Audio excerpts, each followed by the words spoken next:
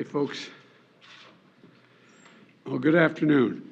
When America made 12 years of public education universal in the last century, we became, not figuratively, literally, the best educated public in the world and better prepared than any other nation. And I would argue that it's one of the reasons why we were so successful and have been so successful.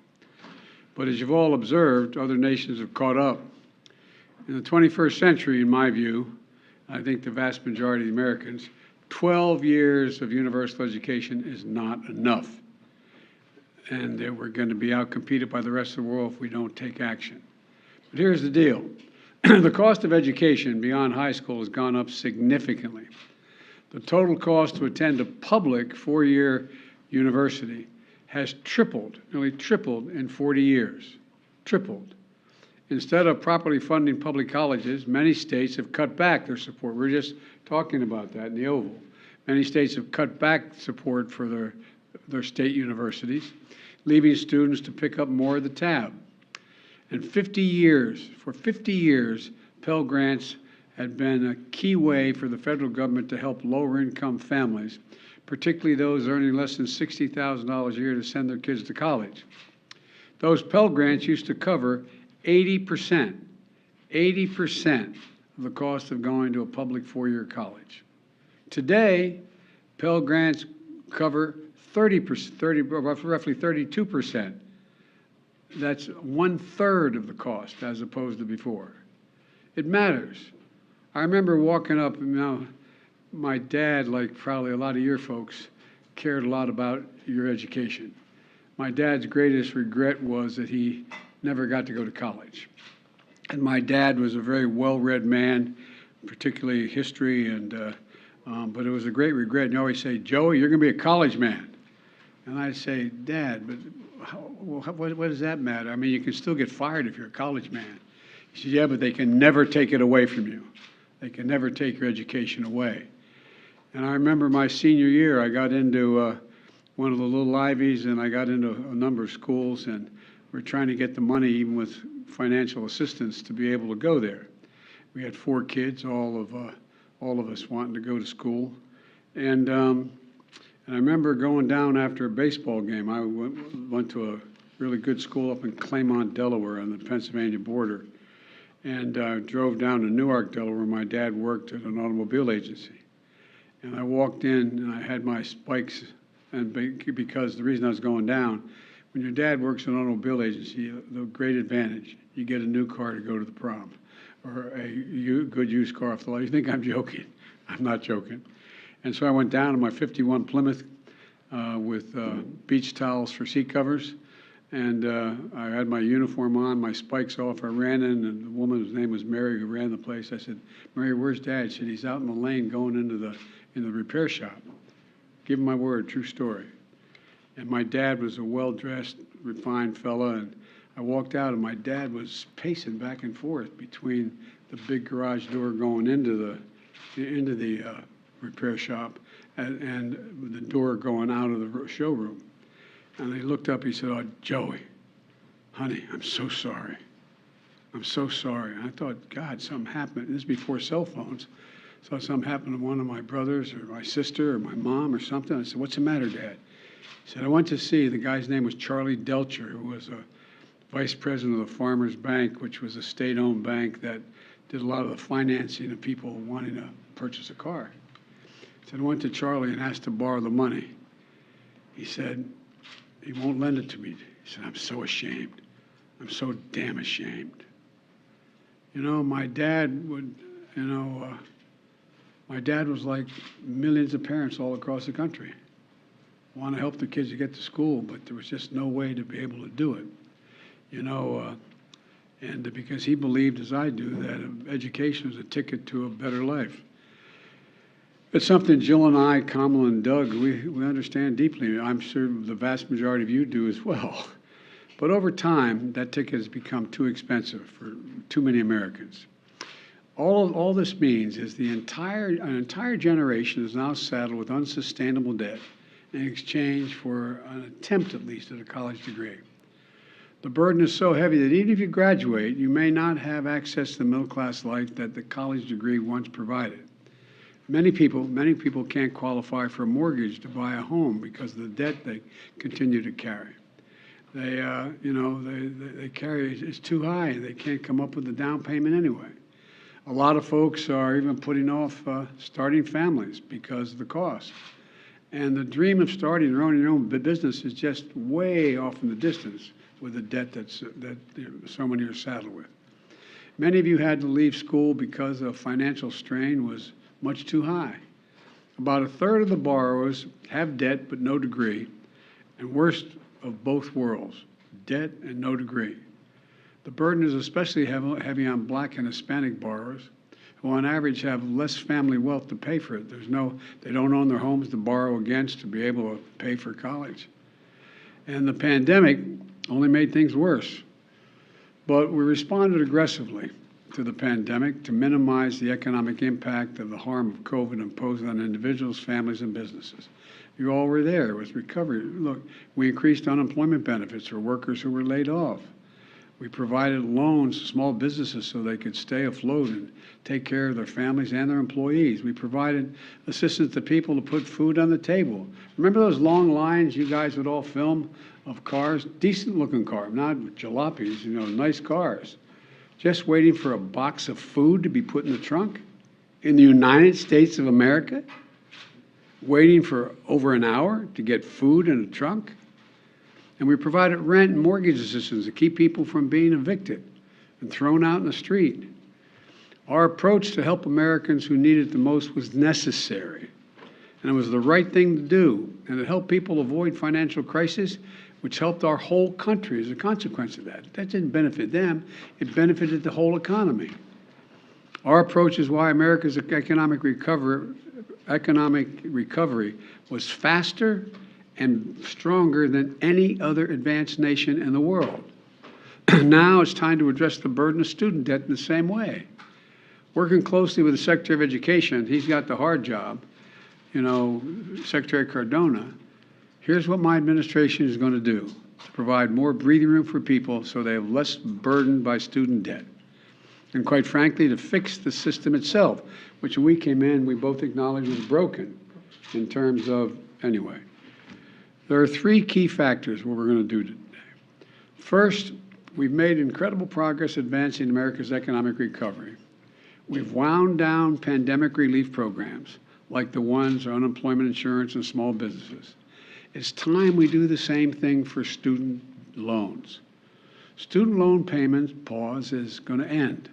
It's going to end December 30. I'm extending to December 31st, 2022, and it's going to end at that time.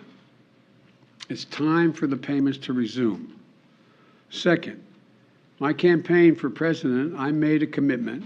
That would provide student debt relief, and I'm honoring that commitment today. Using the authority Congress granted the Department of Education, we will forgive $10,000 in outstanding federal student loans.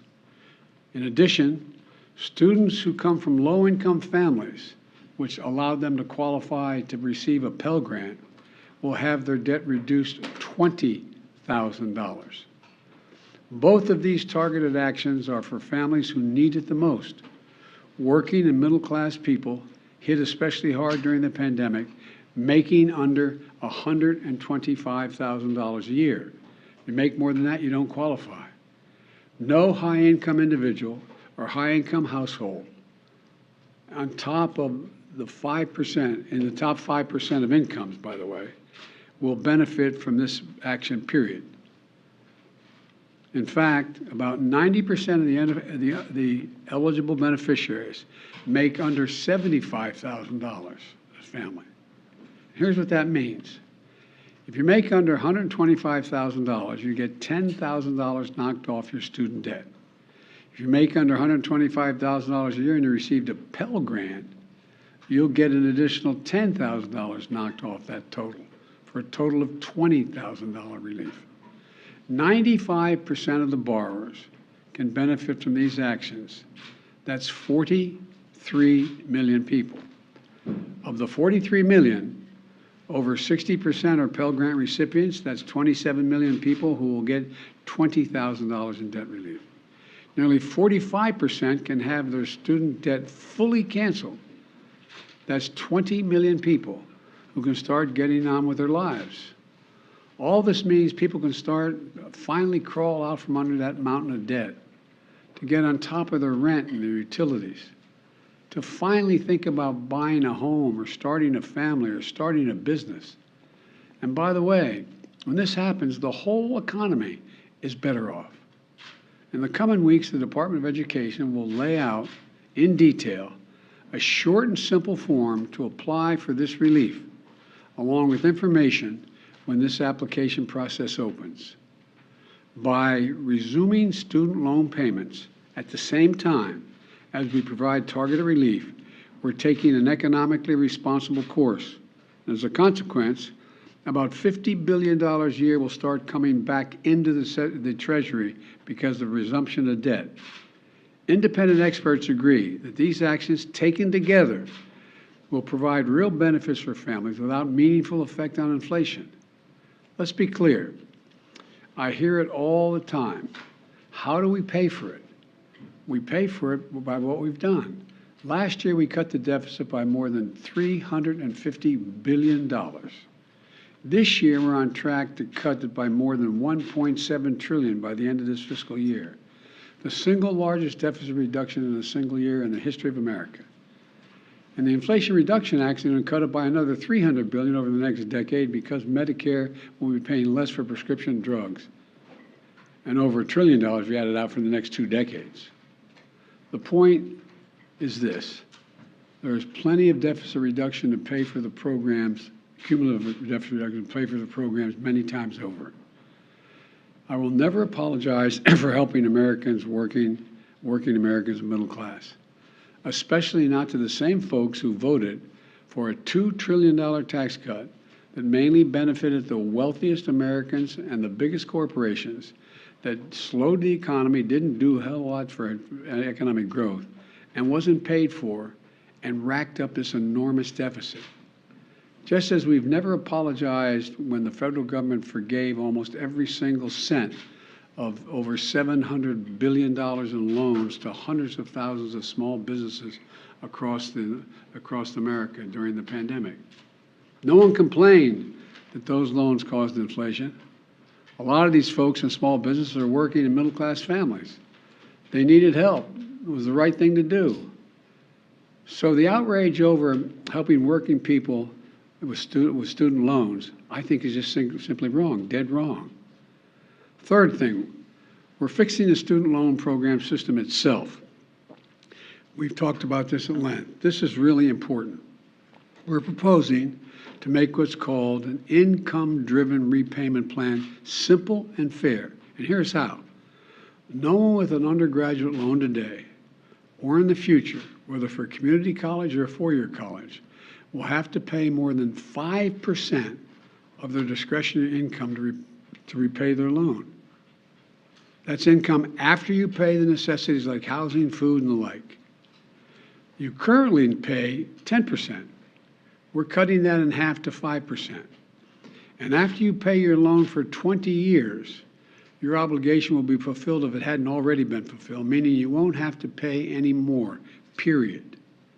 And borrowers whose original balance was less than $12,000, many of whom are community college students, will be done paying just after 10 years. These changes will save more than $1,000 a year on average for the borrower. It's a game changer.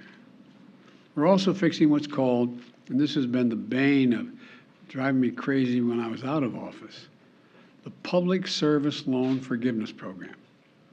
Now, this program forgives student loans to encourage those students who have those loans if they go into public service. Think of the millions who are public school teachers, local police officers, workers at local charities, members of the military and the National Guard, and so many more. Think of the folks who work for federal, state, local, tribal governments, keeping essential services going, responding to natural disaster, all those firefighters and cops. The program is designed so that if you serve in one of these jobs, and we'll be able to list those, and you'll be able to accurately assess whether you do. And make your loan payments for 10 years, even if it's not consecutive years. Your remaining balance will be completely forgiven. It's a great idea, but the program's a mess. It's so inefficient and complicated, too many people just give up. Think if a service member defers their student loan payment while they're deployed. The system is so restrictive that their active duty service didn't count as public service, and the loan isn't forgiven as promised. It's outrageous. Well, the man to my left is going to fix it. The Department of Education has recently proposed changes that will make this program work better and over the long term, much better. And now the department issues emergency temporary changes to retroactively credit public service so it counts and loans are forgiven. Since I've been in office, more than 175,000 teachers, nurses, police officers have been able to get over $10 billion in loan forgiveness so far through this program. But this opportunity expires on October 31st, 2022.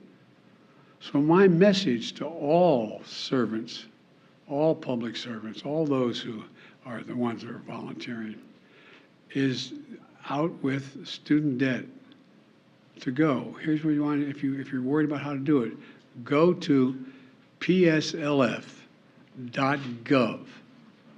before October 31st to see if you qualify for public service student loan forgiveness. This is another game changer. And we're going to have people who are there to help get you, help direct you and work you through the process. And one more big change we're making to the system is we're holding colleges accountable for jacking up costs without delivering value to students. We've all heard of those schools luring students with a promise of big paychecks when they graduate, only to watch these students be ripped off and left with mountains of debt. My predecessors looked the other way, for some reason, with good reason, to do anything about this fraud. My administration is taking it on. For example, the Department of Education works with private education associations to accredit colleges and universities so they can receive federal aid. Well, last week the Department of Education fired a college accreditor that allowed colleges like ITT and Corinthian to defraud borrowers. And combined with our emergency actions, the Public Service Forgiveness Program and other actions we've taken, we've been able to cancel more than $32 billion in student debt for 1.6 million borrowers, including those defrauded by these bad acting schools. Our goal is to shine a light on the worst actors so students can avoid these debt traps. Now, I understand not everything I'm announcing today is going to make everybody happy. Something is too much. I find it interesting how some of my Republican friends who voted for those tax cuts and others think that we shouldn't be helping these folks. Something is too little, but I believe my plan is responsible and fair. It focuses the benefit on middle class and working families. It helps both current and future borrowers, and will fix a badly broken system. And these actions build on my administration's effort to make college more affordable in the first place. It includes unprecedented investments, nearly $6 billion in historic black colleges and universities, much of which is focused on pandemic relief to help students cover tuition and other costs so they could stay in school. And I must be honest with you, I'm going to continue to fight for doubling the Pell Grants. I didn't get that done this time. Let me say it again. 12 years of universal education is not enough. I'm going to continue to work for universal pre-K for every 3- and 4-year-old, and universal community college for education beyond high school. Let me close with this. I ran for office to grow the economy from the bottom up and the middle out. Because when we do that, everybody does better. Everybody does well. The wealthy do very well, the poor have a way up, and the middle class can have breathing room. And that's going to help America win the economic competition of the 21st century, because much of my time is spent, how do we remain the most competitive nation in the world with the strongest economy in the world, with the greatest opportunities in the world? That's what today's announcement is about. It's about opportunity. It's about giving people a fair shot. It's about the one word America can be defined by, possibilities. It's all about providing possibilities. We're going to have a lot more to say about this. There's a lot of material that's going to be put out as to how this is being implemented. And I want to thank you all, and God bless you all. Thank you, thank you, thank you. Mr. President, how much advance notice did you have of the FBI's plan to search Mar-a-Lago? I didn't have any advance notice. None. Zero. Not one single bit. Thank you. Mr. President, is this unfair to people who paid their student loans or chose not to take out loans? Is it fair to people who, in fact, do not own multi-billion-dollar businesses if they want these guys give them all a tax breaks? Is that fair? What do you think? What about people who paid their loans, though, struggled to pay their loans, and now others don't have to?